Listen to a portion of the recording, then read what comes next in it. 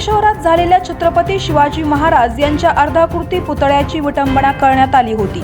त्याचाच निषेध करत राहुरीकरांनी 27 मार्च रोजी राहुरी तालुका व शहर बंदचे आवाहन केले होते। त्या आंदोलनाला सर्वांनी अत्यंत उत्स्फूर्तपणे पाठिंबा दिला होता आणि संपूर्ण तालुक्यासह पूर्ण शहर खेडेगाव देखील बंद ठेवण्यात आले होते।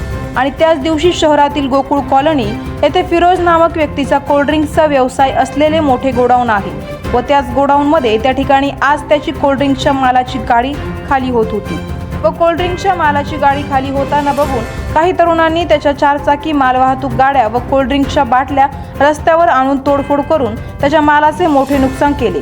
या आंदोलनामध्ये जास्तीत जास्त अल्पवयीन मुलं असल्याचे दिसून येत आहे। त्याचबरोबर काल झालेल्या घटनेच्या निषेधार्थ 27 मार्च रोजी राहुरी पोलीस स्टेशन व तहसील कार्यालय येथे विविध संघटनांनी निवेदन देत निषेध नोंदवला आहे। आणि 27 मार्च रोजी झालेल्या तोडफोड प्रकरणी राहुरी पोलीस स्टेशनचे पोलीस अधिकारी व वरिष्ठ अधिकारी यांच्यासह सर्व पोलीस कर्मचारी या तोडफोडीचा तपास लावत आहेत आणि सीसीटीव्ही फुटेज चेक करून योग्य ती कारवाई करणार असल्याचे कळले जात आहे। आवाज जनतेचा न्यूजसाठी प्रतिनिधी चंद्रकांत जगधने।